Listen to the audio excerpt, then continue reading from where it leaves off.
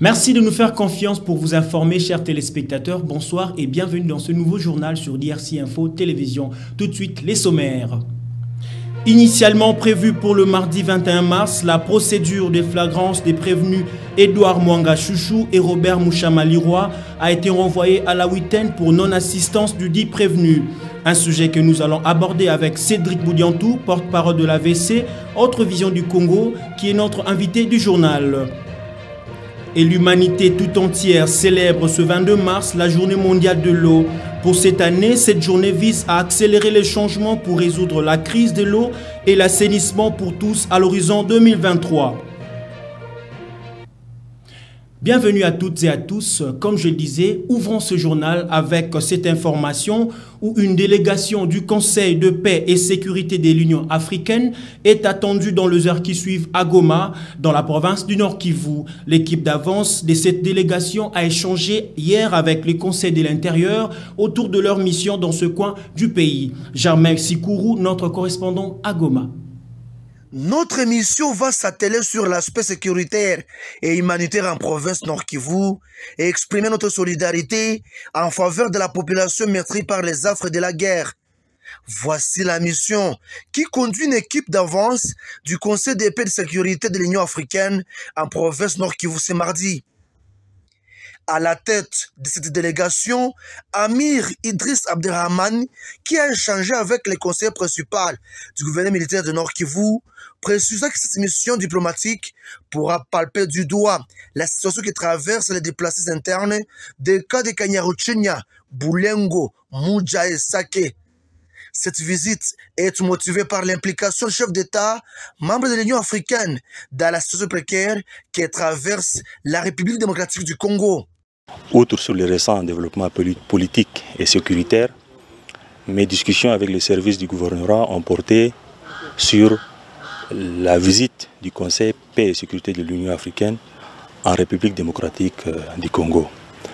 Comme vous le savez, au moment où je vous parle, une importante délégation du Conseil paix et sécurité, composée d'une quarantaine de membres, est actuellement à Kinshasa et attend d'être reçu par son Excellence, Monsieur le Président de la République.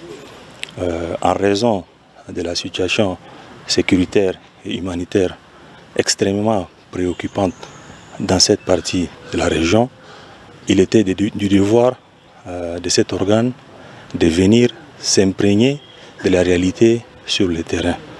Voilà pourquoi j'ai été dépêché auprès du gouvernorat pour venir d'une part leur réserver la primaire de cette information et d'autre part solliciter leur soutien ainsi que leur appui pour que cette mission de haut niveau et éminemment politique puisse se dérouler dans les meilleures conditions.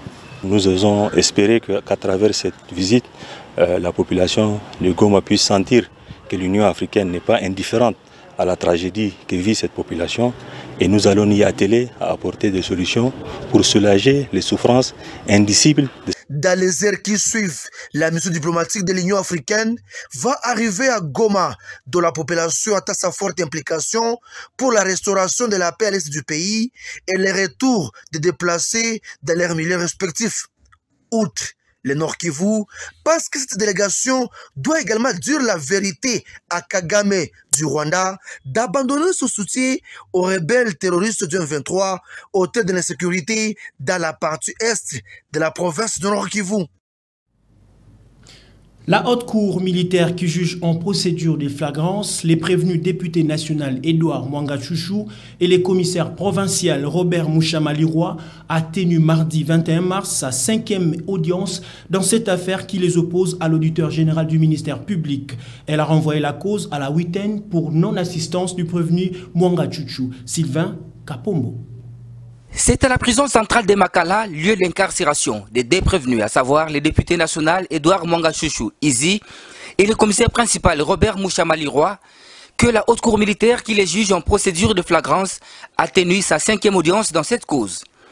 Les accusés sont poursuivis pour participation à un mouvement insurrectionnel, détention illégale des munitions de guerre et incitation des militaires à commettre des actes contraires au devoir ou à la discipline. Alors que la Haute Cour militaire devrait aborder ce mardi 21 mars 2023 les fonds de l'affaire, les avocats de la défense du prévenu député national Mwanga Chouchou, élu du Nord Kivu, ont brillé par leur absence à cette audience alors que la remise a été contradictoire à l'égard de toutes les parties, a fait savoir le juge président. Ce qui n'a pas permis à la Cour de poursuivre l'instruction de la cause car l'accusé principal a exprimé son refus de répondre aux questions des juges sans être assisté de ses conseils. Le ministère public, dans ses avis, a soutenu que la demande de la remise sollicitée par le prévenu Mwanga Chouchou Izi est fondée pour respecter ses droits. La haute juridiction militaire a donc fait droit à la requête du prévenu et a renvoyé la cause à la week-end, c'est-à-dire le mardi 28 mars 2023, toujours à la prison centrale de Makala, à 9h précises.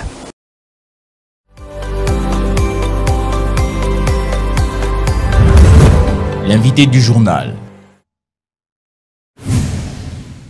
L'invité de votre journal, il s'agit bien de Cédric Moudiantou, qui est porte-parole de l'AVC, Autre Vision du Congo. Bonsoir et bienvenue. Bonsoir, merci cher ami.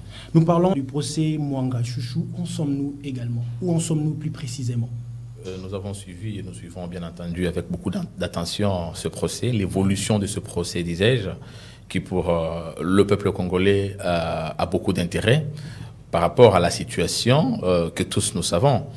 Vous avez vu que ça a été repoussé et nous attendons tout en souhaitant que ceci soit un procès exemplaire, justement parce que nous sommes d'avis qu'il y a évidemment des tireurs des ficelles de cette situation qui sont exactement ici à Kinshasa notamment. Alors il va falloir que la justice puisse faire un travail exemplaire de manière à ce que ceux qui tenteraient ou encore qui étaient tentés de faire la même chose dans l'avenir ou même encore aujourd'hui, qui s'est trouvé être impliqué dans cette situation, tire toutes les conséquences. Donc c'est ça le grand souhait. Il ne faudrait bien sûr pas que ça soit un procès comme ceux que nous en avons vus par le passé, tout à fait complaisant. Non, non, il va falloir que toutes les conséquences soient tirées de manière à ce que il ressorte de cette évolution une bonne discipline, de manière à ce que ceux qui se retrouvent être impliqués dans cette situation, évidemment, ça méfie pour de bon.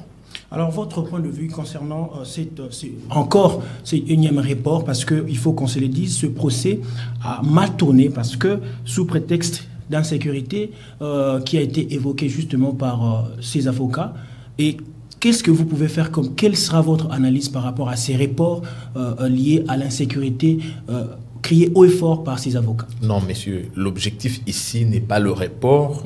Par rapport à ce que les avocats ont dit, le plus important pour nous reste la question fondamentale, le bon déroulement du procès. Nous n'avons pas besoin d'aller vite en besogne et à la fin, le droit n'est pas dit. Non, non. Le prévenu, parce que tout prévenu est d'abord bénéficie encore d'une présomption d'innocence. Il a le droit, évidemment, de préparer sa défense. Alors, pour autant que ces avocats ont relevé, évidemment, qu'il y avait un petit souci par rapport au déroulement de ce procès, on accorde comme on accorderait à tout le monde. Il ne s'agit pas ici d'une appréciation de manière subjective. Il faudrait bien sûr qu'on reste objectif et que l'on émette tous le souhait de voir ces procès évoluer objectivement et positivement par rapport aux attentes de la République. Si M. Mwanga Chouchou se trouve être accusé faussement, la justice fera son travail. Et si effectivement les accusations à sa charge sont vraies, c'est à la justice de tirer toutes les conséquences. Il ne s'agit pas du délai ou encore du temps que le procès prendra, mais plutôt de la finalité. C'est ça même la pédagogie d'un procès ou du déroulement d'un procès judiciaire. Espérons que ce procès va vraiment atteindre son bon port. Et nous parlons aussi de la proposition de loi Tchani. Si aujourd'hui elle se passe que cette loi, parce que selon Tchani, ça va verrouiller justement l'accès à la présidence aux seules personnes nées de 2 parents congolais d'origine. Votre point de vue? La pertinence de ces projets de loi, c'est de cette proposition, disais-je, c'est ce qu'il faudrait... Aujourd'hui, nous avons une situation d'agression. Alors, imaginez que vous avez un président qui soit né du Congo et du Rwanda. Face à cette situation, il fait comment? Alors, nous pensons que la situation, ou encore la loi, ne doit pas que la proposition ne doit pas se référer qu'au poste président. Il y a une disposition de la loi qui dit que lorsque le président est empêché, c'est le président du Sénat qui le remplace. Pourquoi pas que ça puisse prendre d'autres dimensions des institutions, même à l'armée. Mais le problème aussi, c'est à quel niveau? Je pense qu'il faut qu'il y ait une autre appréhension par rapport à cette proposition de Noël Tchani. Est-ce qu'il s'agit d'un acharnement? Est-ce qu'on est en train de viser un individu? Pourquoi viserait-on un individu alors qu'ici nous sommes en train de parler de la généralisation sur le reste de postes importants de la gouvernance du pays? D'abord, il faudrait bien sûr qu'on change l'appréhension, mais aussi l'interprétation. Le militantisme ne peut pas s'inviter dans l'interprétation de cette proposition. Nous le voyons. Il y a des militants des partis politiques qui, manifestement, sont en train d'orienter les débats vers un acharnement. Je ne crois pas que ce soit ça l'idée du concepteur de cette loi. Donc, il va falloir que nous changions effectivement aussi l'interprétation ou la signification que nous sommes en train de vouloir donner à cette proposition.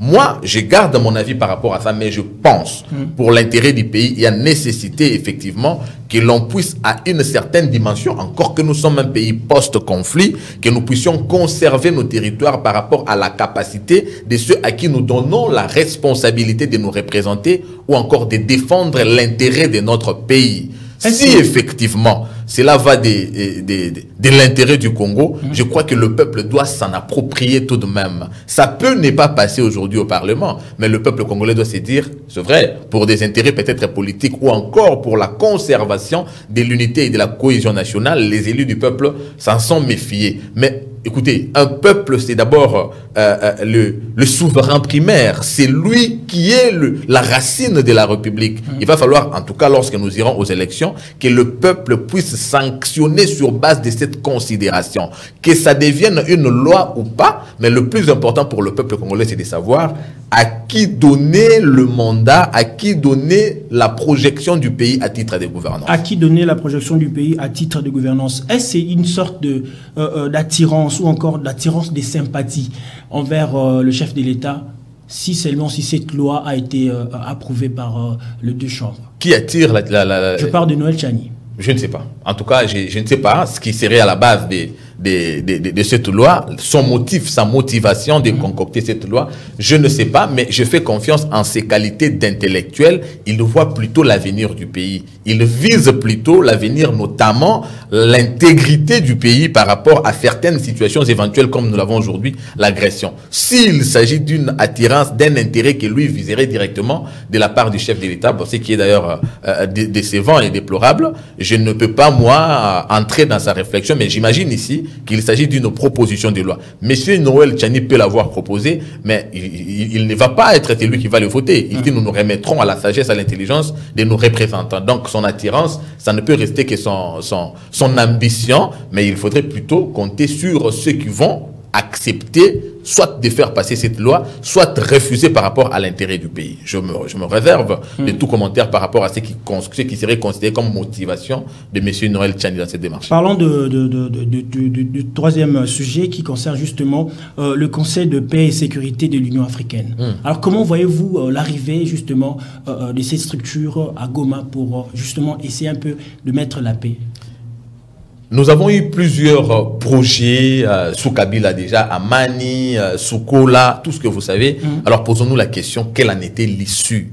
Encore que moi je suis d'avis, honnêtement, que cette situation d'agression à l'Est, le Rwanda n'est qu'un arbre qui cache la forêt. La conception de cette guerre se passe ailleurs. Là, ce n'est qu'un champ d'exécution. Doit-on attendre de ceux qui viennent, ou même encore, moi je dirais, de ceux qui se trouvent être indirectement impliqués et qui brandiraient le Rwanda comme être l'agresseur, venir nous apporter une fois de plus, par exemple, la solution? Ce serait une fausse prétention, ou même encore une ignorance de notre part.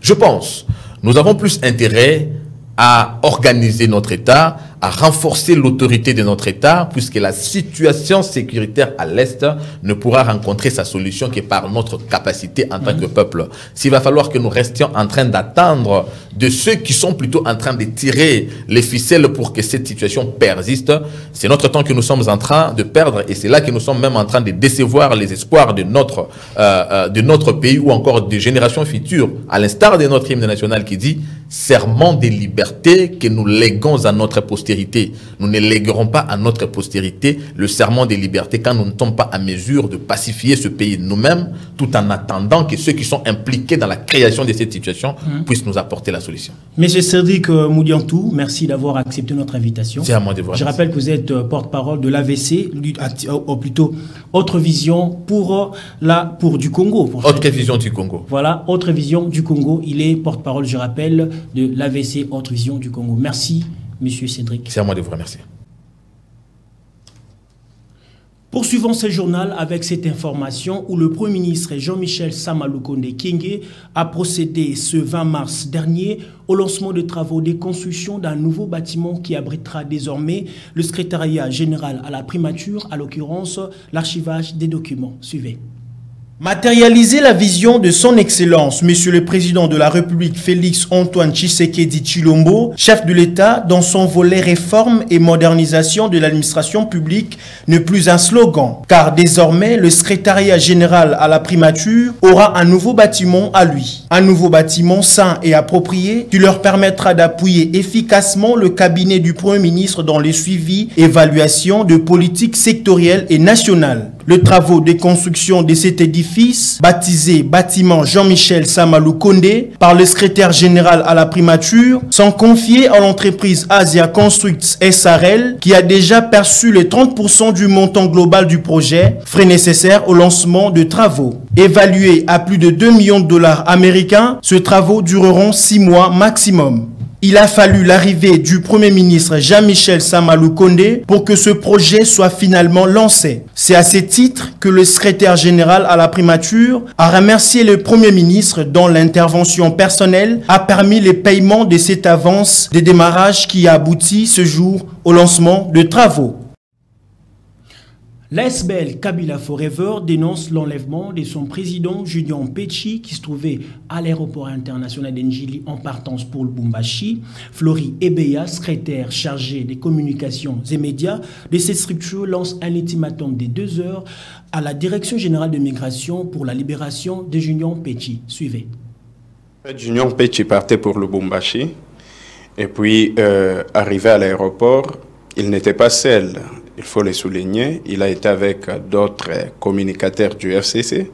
Il partait pour Lubumbashi. Après, du coup, il a été arrêté par les agents de la DGM de l'aéroport d'Njili. Et jusque-là, j'ose croire qu'il est dans les locaux de la DGM où il est porté disparu. Ça, jusque-là, on ne sait pas.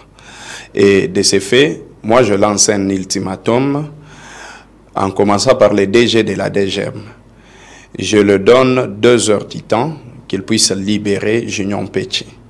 Après ces 2 heures du temps, s'il ne libère pas Junior Mpetshi, il va quitter de ses fonctions et puis nous allons commencer des manifestations. Nous allons faire des manifestations très graves jusqu'à ce que le Congolais de partout, j'ai dit les Congolais à partir de Kinshasa, même dans des provinces, nous allons manifester parce que nous avons le monopole de la population. Et la population fait confiance à Kabila Forever jusqu'à ce qu'on va libérer les camarades Junior Mpetshi. On ne peut pas continuer à cette heure parce qu'ils ont commencé avec les camarades Jimmy Kitenge. Après 8 mois, ils ont sorti les camarades Jimmy Kitenge sans savoir la raison pour laquelle il a été arrêté. Et aujourd'hui, ils viennent s'attaquer à nous, Kabila Forever. Et chez nous, ça ne va pas passer. Parce que Junior Mpetshi n'a pas volé, il n'a pas insulté, il n'a commis aucune infraction. Et on lui reproche de rien. Si c'est pour contrôler son passeport, nous disons ça va, parce que même si on contrôlait le passeport, on lui a empêché de voyager, ce qui viole même la Constitution quand on dit de la circulation des citoyens libres dans son pays. C'est chose qui n'a pas été faite.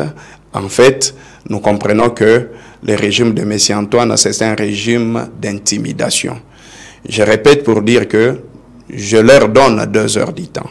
S'ils ne libèrent pas le président national Junior Mpetshi, le DG de la DGM ne sera plus DG. On va lui enlever son fonction de DG et puis il y aura des manifestations très graves. Le prix des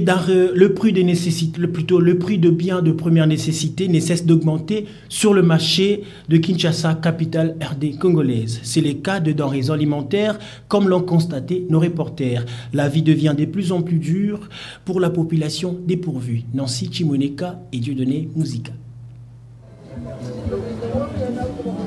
Le prix des denrées alimentaires ne cesse d'augmenter sur le marché de Kinshasa, menaçant d'atteindre des niveaux records dans le mois à venir si les tendances actuelles se poursuivent.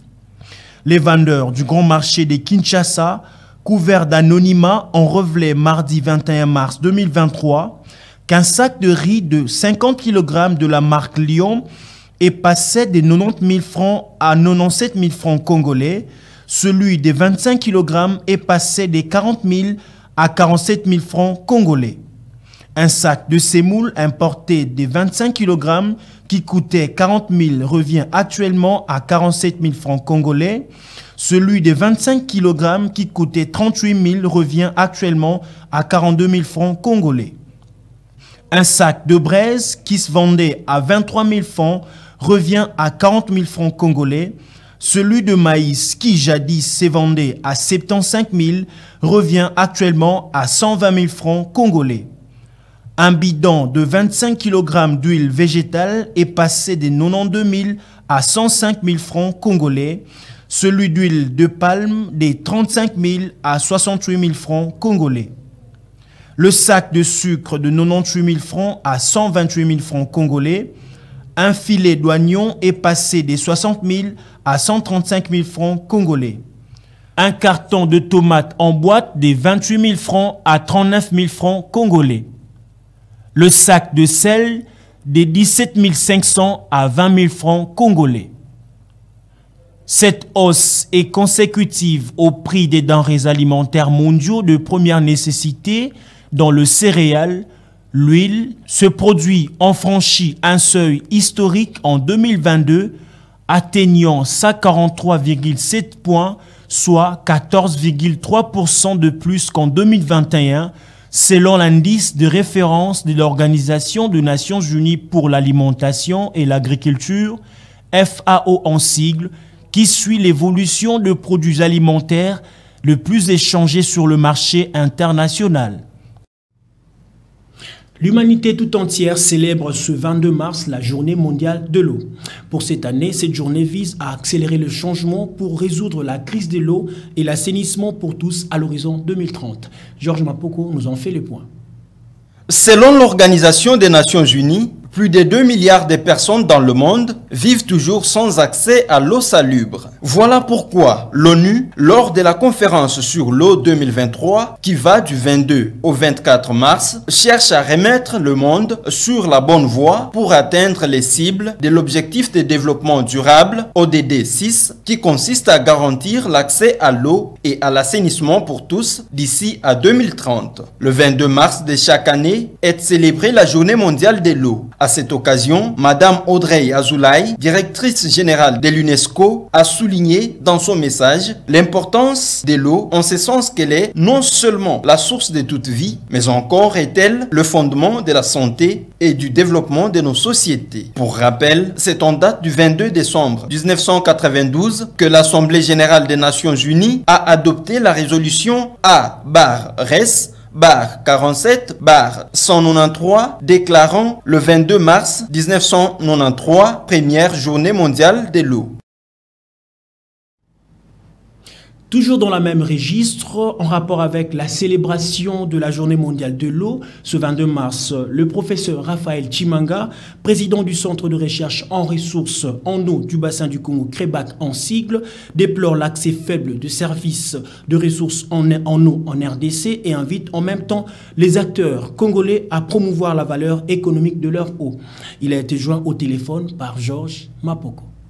Aujourd'hui, lorsque le monde est en train de célébrer la journée mondiale de l'eau, c'est une prise de conscience pour les questions de gestion de l'eau dans le monde.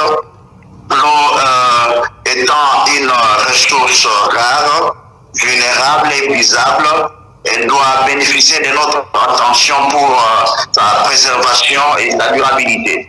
Quelles sont les institutions que nous avons mises en place, leurs performances pour une gestion optimale des ressources en eau? Quelles sont nos politiques, nos lois que nous sommes en train d'utiliser pour la gestion efficiente de nos ressources en eau? En ce qui concerne la République démocratique du Congo, nous sommes un peu loin d'atteindre les objectifs les objectifs de développement durable en rapport avec l'eau. Vu d'abord le taux d'accès faible au service de ressources en eau, service de base de ressources en eau. La mobilisation même de ces ressources pour pouvoir améliorer l'accès au service de l'eau. Alors, vraiment, nous sommes un peu loin. Alors, nous sommes en train d'assister du jour au jour à la dégradation de nos rivières, à la pollution, et c'est qu'il est important que nous puissions prendre conscience, que nous puissions agir, que nous puissions commencer réellement la gestion, les actions de gestion des ressources en eau dans notre pays, la République démocratique du Congo. La revendication, qu'est-ce que la RDC devra revendiquer auprès de la communauté internationale? Moi, je pense que nous ne devons pas confondre les choses. La RDC a cette ressource qui est rare, mais qui a une valeur économique. Et il est important que les acteurs puissent travailler pour promouvoir la valeur économique de l'eau au niveau de la RDC. La communauté internationale, les continents africains particulièrement, a des attentes énormes pour la gestion de l'eau, une gestion de l'eau efficiente au niveau de la RDC. Le travaux et réhabilitation et modernisation de la boucle Ouangata-Isoké et hôpital dans le commune de la Gombe et Kinshasa avancent à grands pas. Ces avenues plutôt qui autrefois étaient impraticables prennent petit à petit un autre visage. Suivez. Prévu pour 9 mois et mise en œuvre par le ministère provincial de Travaux publics et infrastructures, en synergie avec la cellule des travaux publics du dit ministère, contrôlée par le bureau technique de contrôle et exécuté par l'entreprise chinoise Jinjin International SRL, le travaux de réhabilitation et modernisation de la boucle Ouangata, Isoké et hôpital, situé entre le commune de la Gombe et Kinshasa, avance à pas de géant, synonyme d'un ouf de soulagement pour les usagers. Omoni depuis 1987, nazo kusala musalo ya ba couronne de fleurs. Vraiment nzelo yo, oui na tango ya mobutu bongaki me bebaki, mais cette fois-ci tomoni lokola ba tie béton. En tout cas félicitations na ba konjambok parce que muta boulevard tina martyr moni. Vraiment de côté on a félicitations na ba konjambok abazwa ki initiative wana. Vraiment félicitations. Batan onyo sona vandi awa nzele za ipena ya obeba mais na minute roi bazo sala tozotala ti ba osilisa soki ezala ndeni mais na minute ona moi ça va ezali pas ezali déjà nzele ezokende bien batie biso pe terrasse po terrasse ezala été batie terrasse mayambula peso le kana terrasse batie biso béton talaka nzele ezokende bien elo kana bana ba konza mboka ezaki ba kota pe na banzelo mike ba place banzele za kobukana net na ba direction ngere wana ezaya ko bukana ba ko apé ko bongisa pe place wana la direction Selemba pe na 24 sur kende prison place wana pe ezaya ko bukana ba meka pe ko bongisa so place wana. L'avenue Ouangata, qui jadis était impraticable pour la population, aujourd'hui avec l'effort du gouvernement sous l'impulsion du chef de l'État, pourra désormais être utilisée par la population. Par ailleurs, la construction et les suivis des routes secondaires permettront tant soit peu à diminuer des embouteillages, phénomène devenu monnaie courante dans la ville-province de Kinshasa. Faisons un tour de l'autre côté des Bunia, où désormais cette ville dispose de panneaux de signalisation, l'œuvre d'un jeune Itourien appuyé par l'administration militaire pour faciliter la circulation routière dans cette ville. Junior Selemani. La ville de Bunia est dans une phase de stabilité sécuritaire et celle de la modernisation de la voirie urbaine à travers de nombreuses innovations de ses propres fils bourrés d'intelligence hors du commun. Depuis l'avènement de l'état de siège, le dernier cas est de l'ingénieur électronicien Jonathan Djamba, âgé de 24, concepteur d'un panneau de signalisation érigé au rond-point pique-nique au centre-ville de Bunia. Je faisais l'ISTA Goma aux facultés d'électromécanique. C'est de là qu'il m'est arrivé aussi l'idée de faire des signalisations routières parce que la ville de Goma m'a un peu impressionné par rapport à leur conception. Et lorsque moi je m'étais senti un peu capable aussi de le faire, je dois revenir dans ma province natale pour venir les produire aussi ici à Bunia. Impressionné par cette innovation, une première, le jeune de Bunia appelle ceux qui sont dans les groupes armés de cesser avec la violence afin de contribuer au développement de l'Ituri. À